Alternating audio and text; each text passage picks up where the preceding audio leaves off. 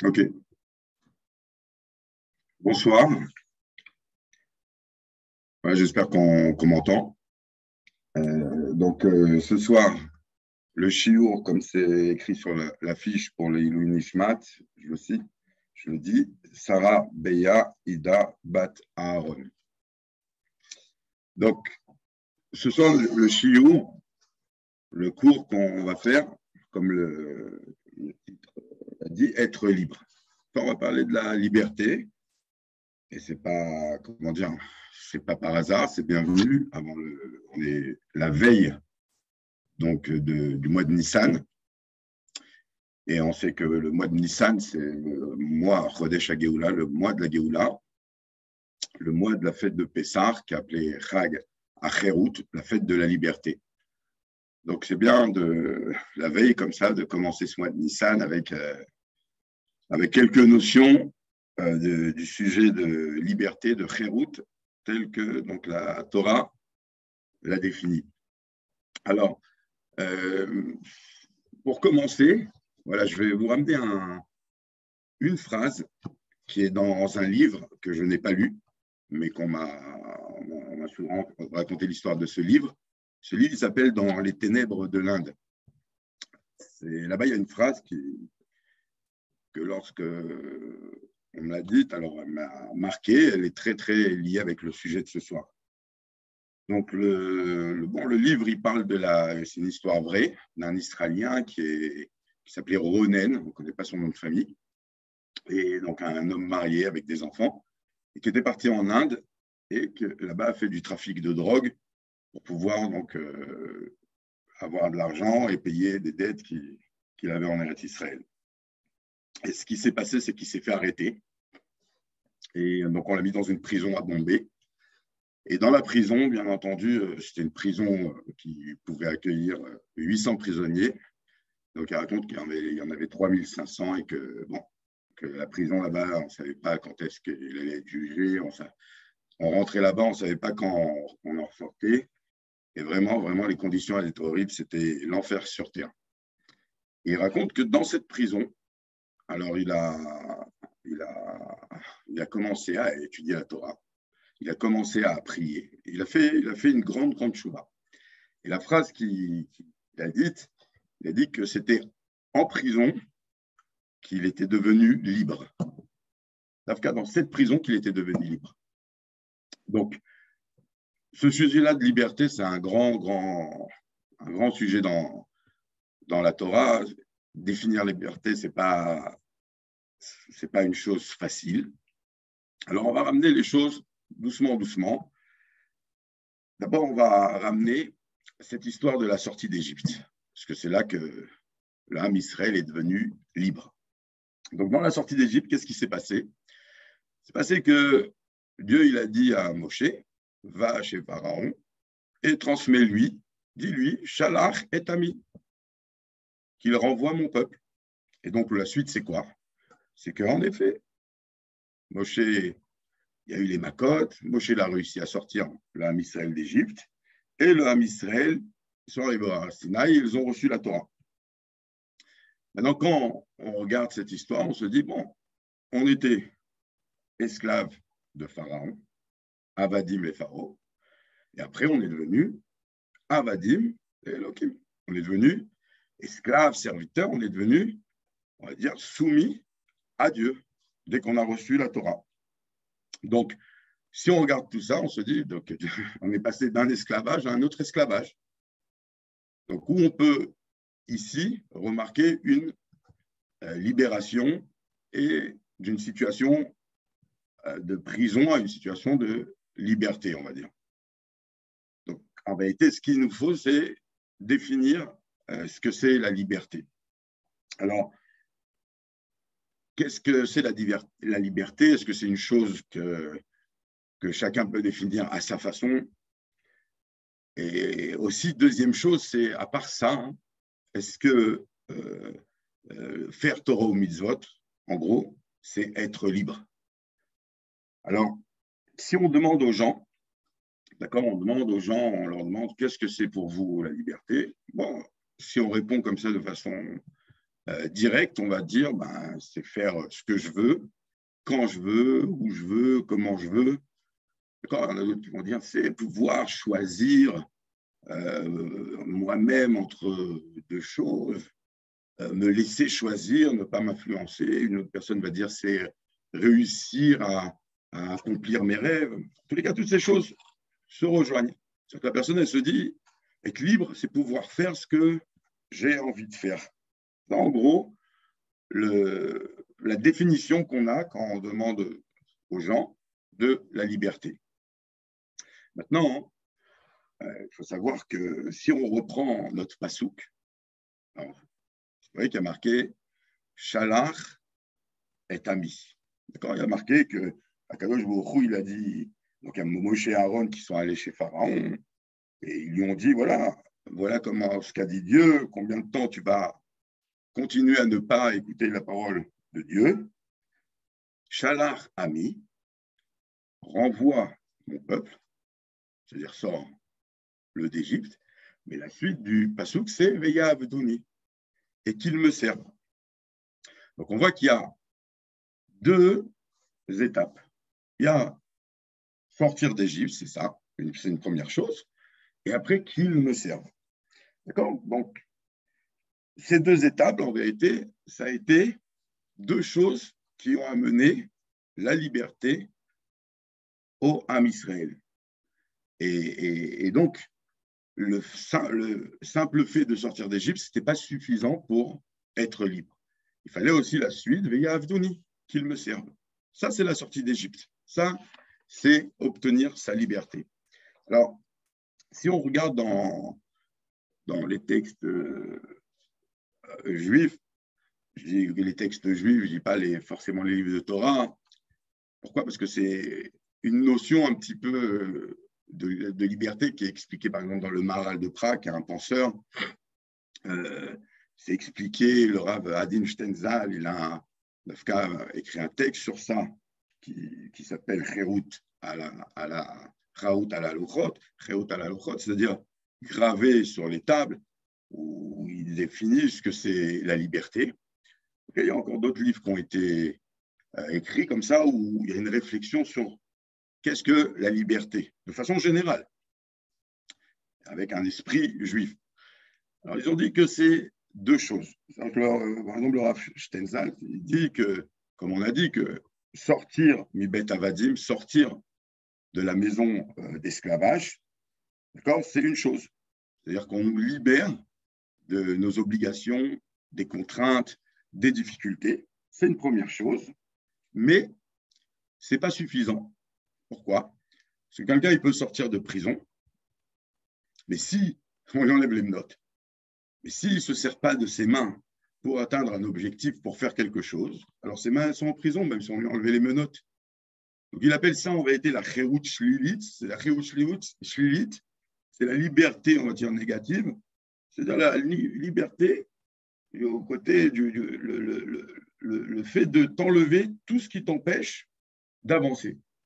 Mais ce n'est pas parce qu'on t'enlève les choses qui t'empêchent d'avancer qu'après que tu vas avancer et tu vas atteindre un but, que tu vas t'épanouir, que tu vas arriver à quelque chose qui va te permettre de te sentir bien et de ressentir que tu as un plaisir de la chose que tu fais. D'accord? Quelqu'un qui est sorti de prison mais qui fait rien, alors à la fin, en réalité, il retournera en prison et il est encore en prison. Donc il dit, il n'y a pas que la chéroute des contraintes, il y a ce qu'on appelle chéroute chiouvite. Une démarche positive, c'est-à-dire se servir de la liberté qu'on a eue lorsqu'on nous a sortis de prison pour faire des choses et atteindre un but. Donc comme ça, c'est défini. D'accord, cette notion-là qui a ces deux aspects dans la liberté et que comme ça, elle est définie. C'est une pensée de Torah. C'est ramené dans les Sichot du Rabbi, où il y a deux exemples dans les Sichot du Rabbi. Un premier exemple, où le Rabbi ramène un Rambam, où là-bas, on parle de l'esclave, du Eved. Et donc, lorsqu'arrive la 50e année, le Yovel, il est libéré. Et on le libère à Rosh Hashanah. Et là-bas, le Rambam, il dit qu'il est libéré à Rosh Hashanah. Mais de Rosh Hashanah jusqu'à Yom Kippour, alors, lo hayu avadim niftarim les batem. L'esclave, il n'était plus sous l'emprise de son maître. Il n'était plus assujetti et asservi par son maître, mais il était encore chez son maître. Et il ne pouvait pas partir chez lui à la maison. Il n'y a que à Yom Kippour où on sonnait du chauffard. Et là, donc, il pouvait aller chez lui et reconstruire sa vie de façon normale. Donc, le rabbi, il dit qu'on voit ici, même on voit que chez le Évêque, il y a les deux choses. D'abord, la libération de son maître, mais ça ne suffit pas. C'est pas parce qu'il est libéré de la pression de son maître qu'il est en train de faire quelque chose et de reconstruire sa vie. Non, la deuxième étape, c'est à Yom Kippour, on sonne du chauffard et il rentre dans sa maison pour reconstruire sa vie. La deuxième chose que le rabbi ramène, c'est en ce qui concerne l'ordre du Shabbat. Alors, bon, en gros, il y a marqué Shaman Vezachor. Mais comment c'est ramené l'ordre du Shabbat, il y a deux versets. Il y a un verset qui dit qu'il y a une mitzvah comme ça, assez, Sheshet Yamim, Ta'ase et Maasecha, et il y a marqué Ubeyom HaShabbat Tishbot. Et le jour de Shabbat, tu te reposes, tu Tishbot, c'est-à-dire tu chômes et tu fais plus rien. Mais il y a un deuxième perso qui nous dit aussi que l'ota sekol melacha, c'est-à-dire que le jour du Shabbat, l'ota sekol melacha, tu ne feras pas de travail. Donc on demande pourquoi on a besoin des deux versets. Parce que quelqu'un qui ne fait pas de travail, donc il chôme. Pourquoi on a besoin de dire tishbot, chôme, ne travaille pas. Alors Rabbi ici aussi, il ramène ces deux choses. Il dit que ce n'est pas parce que tu ne fais pas de melacha que tu vas ressentir une menoucha, un repos de Shabbat. C'est-à-dire que quelqu'un, il pourrait prendre le Shabbat comme quoi? Un moment où, ok, je n'allume pas le feu, je n'allume pas les appareils électroniques, je me coupe de tous les travaux interdits. Et qu'est-ce que je fais? Je suis libre, je suis libéré de tout ça. Mais si je suis juste dans l'ota semelacha, ce n'est pas un Shabbat, ce n'est pas vivre et trouver un kiff, on va dire, le plus simple du Shabbat. Quoi. Si avec tout ça, je dors, donc je n'ai pas atteint ma chéroute, ma liberté, mon épanouissement positif. Donc le Shabbat, il a été donné chamor, c'est vrai, de ne pas faire les mélachot, mais aussi, si je botte dans le sens, on a voulu te dire, où il y a des choses à faire positives pour construire, pour ressentir le Shabbat, pour vivre le Shabbat. Donc on dit que le Shabbat, il a été donné, on t'a coupé des mélachot, pourquoi? Pour étudier plus la Torah, pour prier plus, et on le voit que les sages, ils ont fait que la tfila de Shabbat, elle est plus longue que la tfila du Chol. On sait que dans le Chol, on est occupé donc, toutes les tâches de la semaine, et donc on a moins le temps de prier, donc elle a été raccourcie. Le Shabbat, on l'a allongé. Donc on voit que dans le Shabbat, il y a aussi Zachor, se rappeler, faire des actions, comme le Kiddush, on va inclure aussi étudier et prier, pour donc atteindre un but et pas seulement se libérer des tâches de la semaine. Donc on voit que cette idée-là, ce sujet de liberté, d'accord, il est défini dans la Torah comme ça, par ces deux étapes, et donc on comprend le shalach et ami, ça c'est une chose, ça c'est on demande à Paro, laisse-les tranquilles. On n'est plus en Égypte, on n'est plus des esclaves, on n'est plus fouettés, on n'est plus contraints, etc. Mais ça ne suffit pas. On sort d'Égypte, pour rester dans le désert, pour tourner dans le désert, non. Mais Yavdouni, maintenant il faut avancer vers l'Ar Sinaï et recevoir la Torah et faire des choses pour servir Dieu. D'accord. Maintenant, on comprend, on a compris ces deux choses-là. D'accord. Maintenant, on peut se poser la question, ok, mais on nous demande de quoi faire? De servir Dieu. Servir Dieu. On nous dit d'avancer maintenant. On est libre et on sert Dieu. Mais pourquoi? Le service de Dieu, ça va être ce qui va nous amener ce sentiment et cette vraie liberté, cette vraie, moi je vais l'appeler chérout, cet épanouissement. On va se sentir vraiment libre. Parce que si, c'est vrai que si on prend quelqu'un de mystique, oui, spirituel. Alors, ok, lui, on va lui dire, regarde, tu te libères un petit peu de toutes les contraintes du monde, et maintenant tu vas prendre 1 heure par jour le matin, une demi-heure l'après-midi pour prier, tu vas prendre du temps pour étudier, tu continues à travailler, mais tu vas un peu plus construire, te libérer. Tu vas entrer dans le Vega Avzuni qu'il me sert. Quelqu'un de spirituel, et il va dire, ok, je veux bien essayer. Je comprends que oui, c'est comme ça qu'on a défini la liberté. On n'a plus de contraintes pour faire des choses bien. Lui, il va accepter de faire Torah ou mitzvot. Mais une autre personne, qui n'est pas forcément Rouhani, elle va te dire, mais non, moi, je ne veux pas Torah ou mitzvot. Moi, je veux, ok, plus de contraintes, mais pour faire quoi? Pour faire ce que j'ai envie de faire. Moi, j'ai envie d'être un peintre. J'ai envie de, je ne sais pas moi, d'être milliardaire pour passer faire des séjours sur un yacht, pour avoir un grand salon avec un fauteuil en cuir, pour mon profit personnel. Donc lui, qu'est-ce qu'on va lui dire? On va lui dire, non, pour l'instant, on a défini, on t'enlève tes contraintes pour servir Dieu. Alors, pourquoi la liberté? Oui, ok, c'est cette définition, c'est ces 2 étapes.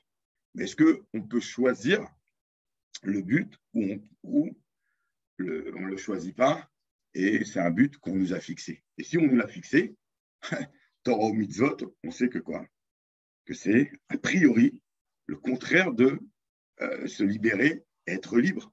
D'accord? On sait qu'il y a des milliers de livres de halakha qui ont été écrits, c'est-à-dire que la Torah, elle te gère pas seulement de façon générale ton temps, l'endroit dans lequel tu es, je ne sais pas, même la couleur de tes vêtements, enfin, pardon, elle gère pas, de façon générale, elle te gère aussi dans le détail, la couleur de tes vêtements, comment tu te comportes aux toilettes, comment tu te brosses les dents le Shabbat, chaque détail de ta vie, chaque seconde de ta vie, il y a des milliers de livres de halakha. Pour ça, on te dit exactement quoi faire. Avant Pessah, on sait que si c'est la fête de la liberté, alors là, on pourrait penser encore moins là. C'est un travail sans fin, c'est une préparation à Pessah, c'est à la rigueur un retour en Égypte. Et pourtant, on nous a dit non. La liberté, c'est ça, c'est servir Dieu au mont Sinaï. Donc là, sans trop développer ce sujet, qui est un sujet important et qu'il faudrait pas mal de temps pour en discuter, mais en un point, on sait que quoi? Que en vérité, si nous, on choisit notre but, parce qu'on a dit que c'est ça, on a une possibilité de faire, fais, et choisis un but. Quand toi, tu choisis un but, en principe, d'abord, tu ne peux pas savoir si tu as choisi la bonne chose. C'est comme quelqu'un, je ne sais pas, il est malade, il veut guérir, il ne choisit pas ses médicaments. C'est quelqu'un d'autre qui va choisir pour lui, quelqu'un qui connaît cette maladie. Pareil, quand quelqu'un, c'est vrai que s'il est poussé vers quelque chose, il a une tendance vers une chose, mais est-ce qu'il est sûr que cette chose-là va le libérer et va lui l'épanouir? Ce n'est pas évident. En plus, de façon générale, comme on sait que tout est en réalité une dépendance. C'est-à-dire quoi? C'est-à-dire que tout est en gros une prison. C'est-à-dire que si je vous parle de quelqu'un qui prend de la drogue, et pourquoi? Parce qu'il veut se sentir bien et se sentir libre et se libérer de tout ce qui l'embête pendant 10 minutes. Personne ne va me dire ici, ah, voilà, lui, c'est son moyen de se libérer, d'être libre. On va dire, mais non, c'est pas une liberté, c'est une addiction, c'est une dépendance, et il est en prison. Alors si, je vous prends un autre exemple, je vous dis, quelqu'un, non, qui veut de l'argent, pourquoi? Parce qu'il se dit, ah, moi j'aurai de l'argent, je peux manger ce que je veux, je peux m'asseoir dans le fauteuil que je veux, je peux voyager où je veux, faire les voyages que je veux. Alors là, vous allez me dire, ah, ok, c'est vrai que ça se compare pas a priori. Et dans le fond, c'est la même chose. Pourquoi? Parce que le drogué, c'est pour ces 10 minutes, un quart d'heure, il va se sentir bien. il est en prison et la preuve, pourquoi pour tout le monde c'est aussi simple que ça? Parce que tout le monde sait qu'il est en prison, il va faire plein d'argent pour acheter sa drogue et il ne travaille plus, et il est toujours à la recherche de ça. Et il n'est pas libre, et il est mal. Et pour tout le monde, il n'y a pas besoin, ce que je disais, qu'on ne va pas trop développer, mais pour tout le monde, c'est pas shoot, c'est simple. Mais pareil en vérité, quelqu'un qui veut de l'argent. Pourquoi? Parce qu'il veut ses 10 minutes de kiff dans son salon. Il veut sa semaine au ski et après sa semaine à la plage. Et il veut pour ces choses-là. Mais derrière ça, il va être tout le temps en train de rechercher encore plus et encore plus. Pourquoi? Parce que quand il est au ski, alors il veut la dernière tenue. Pourquoi? Parce que son ami, il a la dernière tenue lui aussi. Donc là, il va se mettre en prison encore plus pour avoir encore plus d'argent et pour travailler encore plus. Qui lui a demandé de se rentrer dans cette prison? Donc, on comprend que toutes ces choses-là, c'est souvent lié avec des habitudes mauvaises qu'on a eues, avec ce qu'on appelle l'achatz revati, une pression sociale, une influence de l'extérieur. Donc, en réalité, on n'est pas libre d'atteindre son but. C'est un but comme ça qui est pas souhaitable, qui est une prison qui vient et qui nous force à l'atteindre. Donc, on est prisonnier de ces choses-là. Ça c'est pour vous dire que, en vérité, la liberté, c'est pas soi-même se choisir toutes les choses qui sont extérieures et qui sont donc tous les plaisirs de ce monde. Et ça peut être des plaisirs, on a parlé matériels comme l'argent, mais ça peut être des plaisirs spirituels, où une personne, elle se dit, je vais m'épanouir lorsque je vais comprendre la philosophie, lorsque je vais comprendre un autre sujet, un sujet spirituel qui m'attire, et je vais m'attacher à cette chose-là, alors là, je vais me sentir épanoui.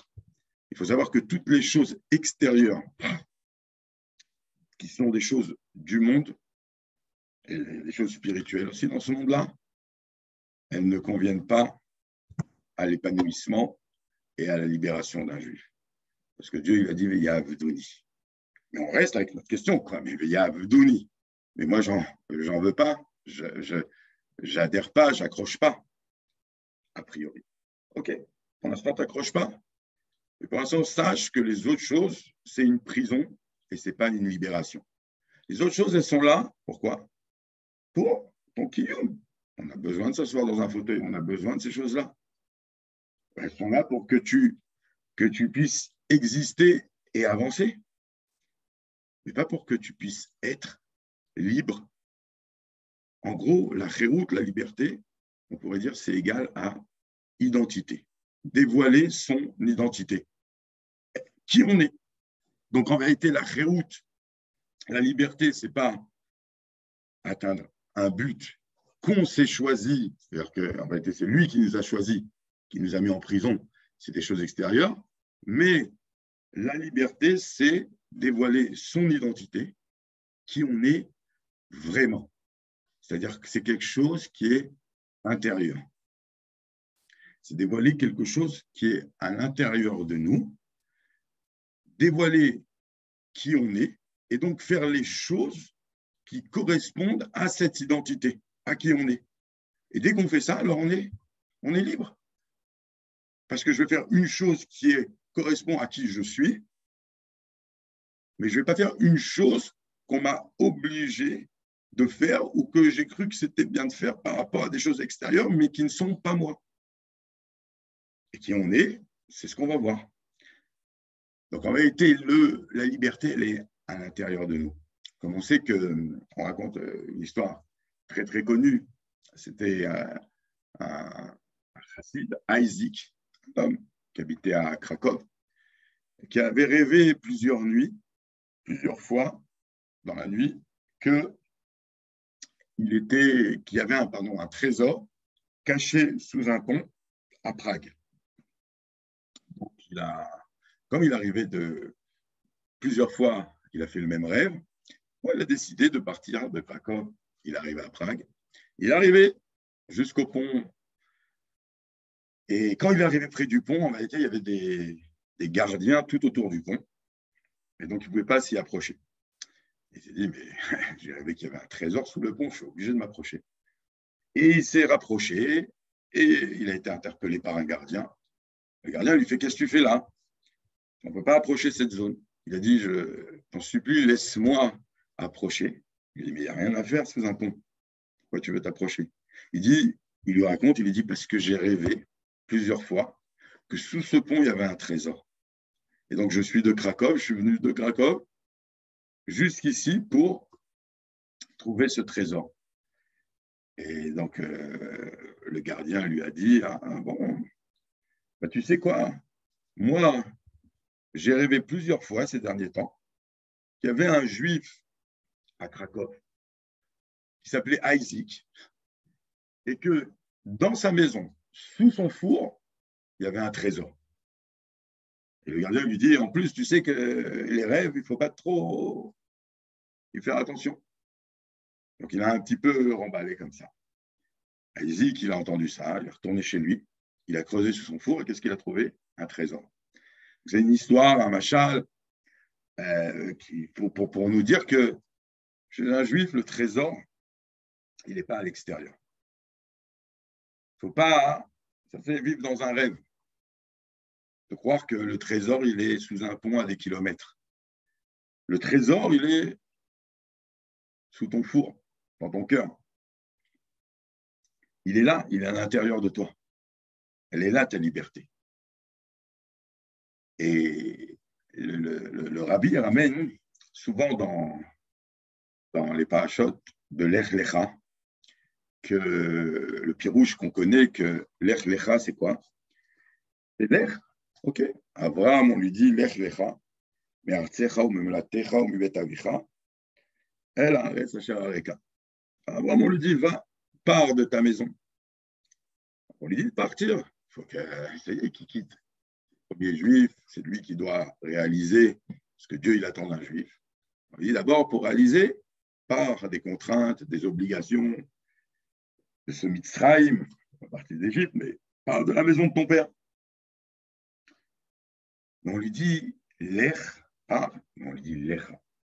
Il y a plusieurs explications sur le mot Lecha, mais une des explications qui est reprise dans les Sichot, dans les textes du Rabbi, et en Chassidoute, c'est quoi? Lech el atzmecha. Va vers ton naissance, vers toi-même, vers ton identité, vers qui tu es. Ça, c'est ta libération. Retourne vers qui tu es vraiment. Et lorsque tu sauras qui tu es vraiment, alors tout ce que tu feras dans ta vie, c'est des choses qui t'apporteront, qui t'épanouiront, parce que c'est toi. Toutes les choses qui ne sont pas toi, un juif n'a pas été créé pour manger, il n'a pas été créé pour avoir de l'argent, il n'a pas été créé pour ces choses-là. Toutes les choses qui ne sont pas toi, vraiment intérieurement, ce sera des prisons. Si tu les fixes en tant que but, tu les fixes en tant que moyen, c'est encore un autre sujet. Mais ta libération, c'est quand l'Ech el atzmecha revient vers qui tu es.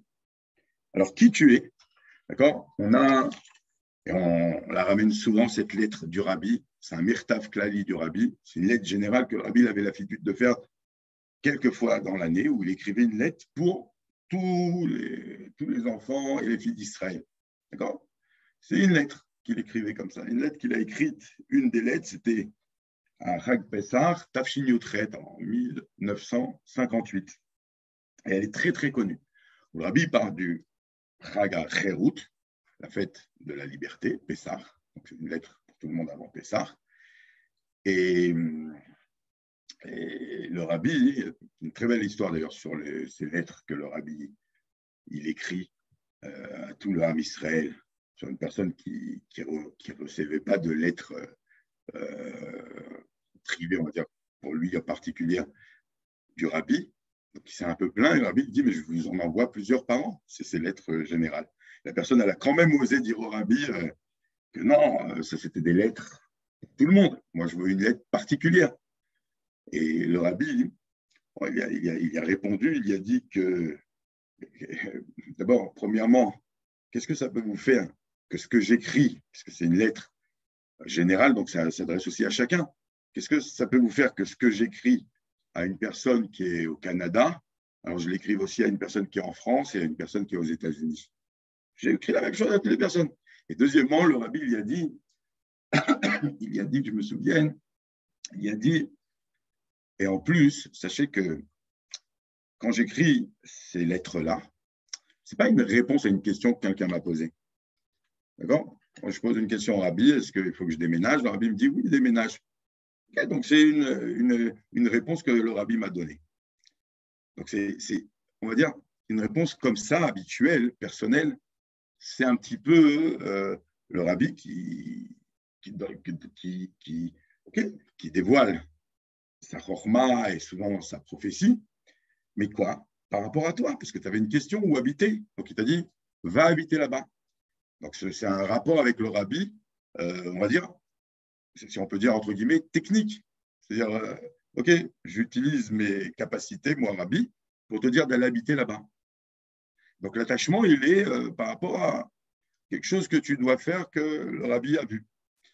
Il dit, mais il ne dit pas tout ça dans la réponse, mais il dit, mais quand moi j'écris une lettre générale pour tout le monde, ces lettres-là, alors je suis en train d'écrire une chose que je suis en train d'étudier à ce moment-là.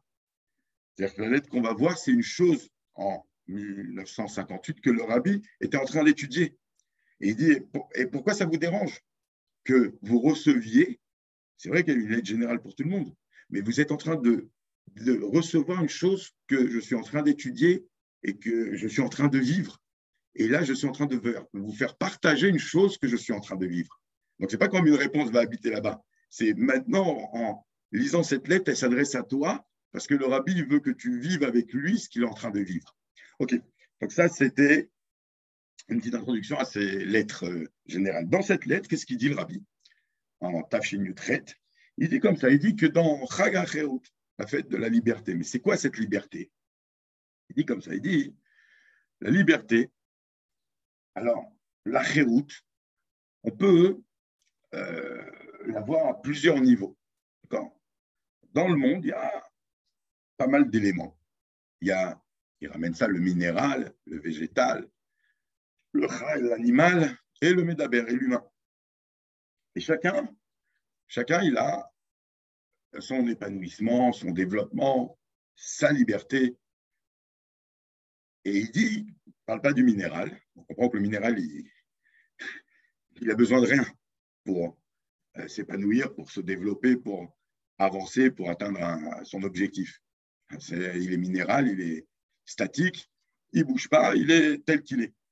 Quand le minéral, c'est le bitoul, il a besoin de rien. Par contre, le végétal, si tu ne lui donnes pas de l'eau, de la lumière, donc il ne peut pas pousser. Et s'il ne pousse pas, donc il est en prison. Donc sa réout, son épanouissement, sa liberté, c'est quand tu vas lui donner quoi? Ce qu'il a besoin. On va dire, son identité, c'est de pousser. Donc il faut lui donner les choses qui lui permettent de pousser, de l'eau et de l'air et du soleil. Il dit par contre un animal, si on avance, un animal, si tu lui donnes ces choses-là, ça ne lui suffira pas. Si tu lui donnes de l'eau, du soleil, à boire et à manger, ça ne lui suffira pas. Qu'est-ce qu'il lui faut, l'animal? Il lui faut aussi la possibilité de se déplacer. Si on met un lion en cage, on sait ce que ça donne. Donc, il lui faut plus que ça. Pourquoi? Parce que dans son ADN, dans ses gènes, l'identité qu'il a, c'est un être qui se déplace. Donc, si tu lui donnes que ce que tu donnes au végétal, eh ben, il n'atteindra pas sa liberté, son épanouissement. Et si on continue, l'homme, l'humain, il a besoin de quoi? Laisse-le se déplacer, l'humain, mais empêche-lui la possibilité au médaber de penser, parce que l'homme, c'est un être intellectuel, empêche-le de penser, tu vas voir qu'il va se sentir en prison. Donne-lui à manger, du soleil, à boire, mais empêche-le de penser, eh ben c'est fini.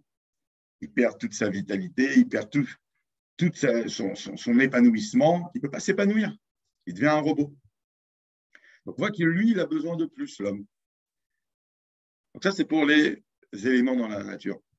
Et il dit que voilà, pour être bien et épanoui et libre, alors il faut qu'on nous donne les besoins que notre nature exige.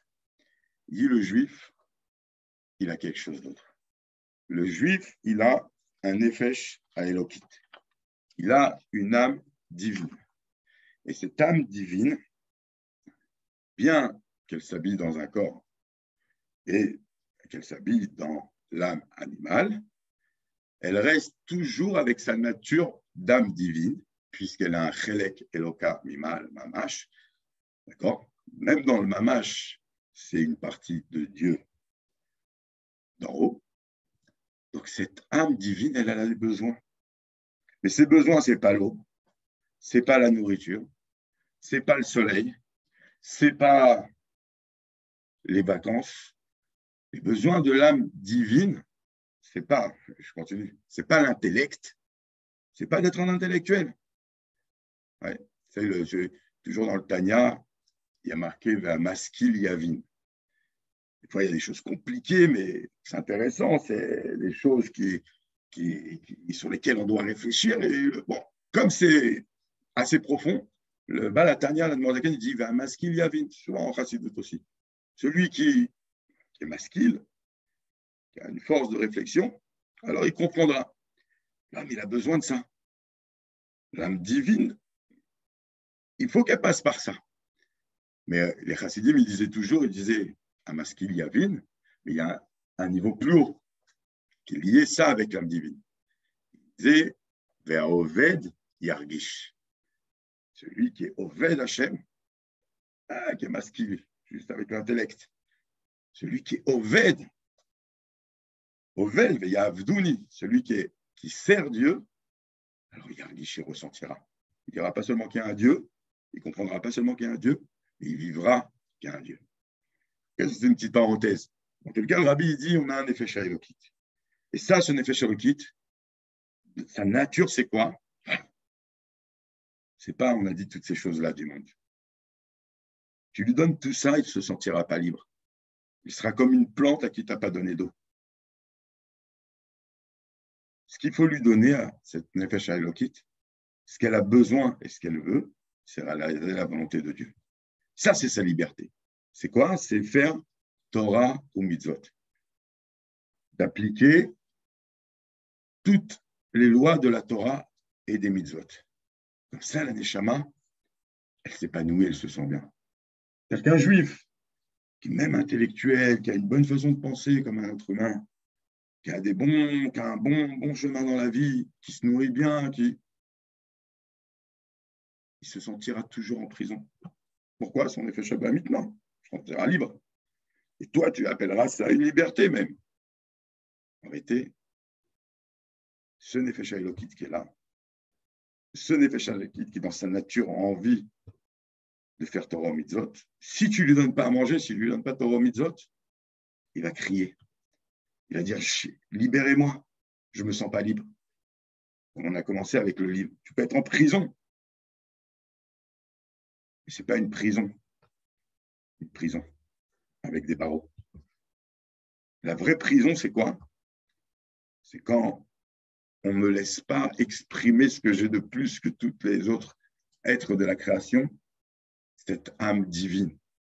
Quand on l'étouffe et on ne la laisse pas agir. Il y avait une histoire avec Rabbi Shmuel Levitin, c'est un chassid à l'époque du rabbi précédent, il ramassait de l'argent pour la yeshiva. Et une fois, il a rencontré sa tournée un homme, et il a demandé il a demandé de l'argent pour la yeshiva. Cet homme, il ne faisait pas Torah mitzvot. Et Shmuel Levitin, donc, il sait que quand il va ramasser de l'argent, ce n'est pas que pour ramasser de l'argent, c'est aussi une shlichut, quoi. Il y a la providence divine, s'il peut aider un juif à se renforcer en Torah mitzvot. Il a commencé à lui parler.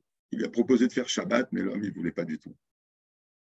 Et il lui a dit, mais de toute façon, je ne veux pas, mais sache que de la même façon que dans le Sefer Torah, il y a 600 000 lettres écrites avec de l'encre sur un parchemin. Et même si une lettre elle est un peu effacée ou elle est un peu moins brillante, alors elle fait partie du Sefer Torah. Il a touché un petit peu juif comme ça avec ses belles paroles. Et quand il est revenu de sa tournée, il a vu le Rabbi Rayas, le Rabbi Yosef Yitzhak. Il a raconté, il a dit, d'ailleurs, j'ai vu un homme qui ne faisait pas Torah Mitzvot et j'y ai parlé, j'ai donné cet exemple. Le Rabbi précédent, il n'a pas été du tout content de cet exemple. Il a dit, cet exemple, il ne convient pas du tout. Le Rabbi précédent, il lui a dit, un juif, ce n'est pas l'encre sur le Sefer Torah. Un juif, c'est quoi? C'est les lettres qui sont gravées dans les tables de la loi. Charut à la luchot. Et c'est comme ça un juif. C'est-à-dire quoi? Qu'un juif, il est toujours lié avec la Torah.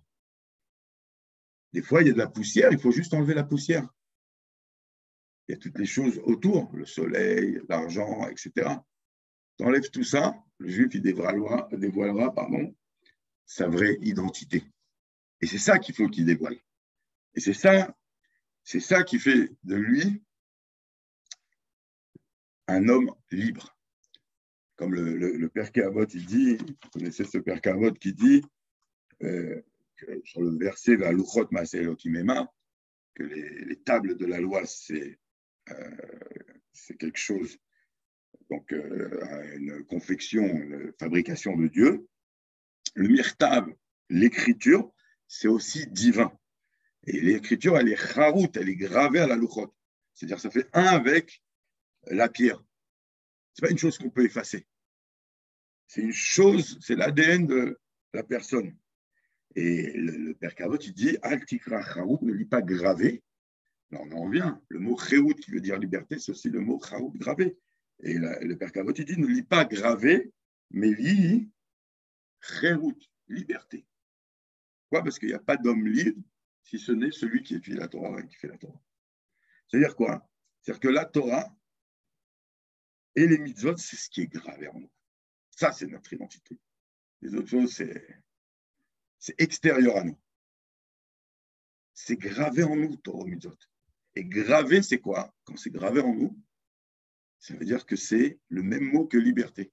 C'est ça qui nous amène à notre liberté.